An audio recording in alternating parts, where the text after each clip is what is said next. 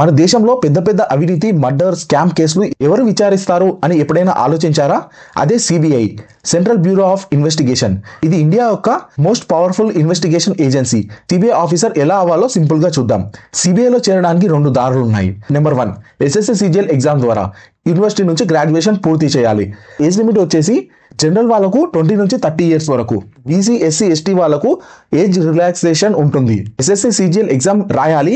Pass అయితే sub inspector లేదా inspector in CBI post వస్తుంది. నెంబర్ 2, యూపీఎస్సీ ఎగ్జామ్ రాసి ఐపీఎస్ ఆఫీసర్ అవ్వాలి. తర్వాత సిబిఐ లో ఎస్పీ లేదా హయ్యర్ పోస్ట్ లో జాయిన్ అవ్వచ్చు. ఈ సిబిఐ ఆఫీసర్ కావాలంటే ఫిజికల్ ఫిట్నెస్ కూడా ముఖ్యం. దీనికి హైట్ వచ్చేసి మేల్ అయితే 165 సెంటీమీటర్స్, ఫీమేల్ అయితే 150 సెంటీమీటర్స్, చెస్ట్ వచ్చేసి 76 సెంటీమీటర్స్. సిబిఐ కి సెలెక్ట్ అయితే సిబిఐ అకాడమీ గజియాబాద్ లో ట్రైనింగ్ ఉంటుంది. అక్కడ క్రిమినల్ లా, సైబర్ క్రైమ్, ఫోరెన్సిక్ సైన్స్ నేర్పిస్తారు. శాలరీ కూడా సూపర్ గా ఉంటుంది.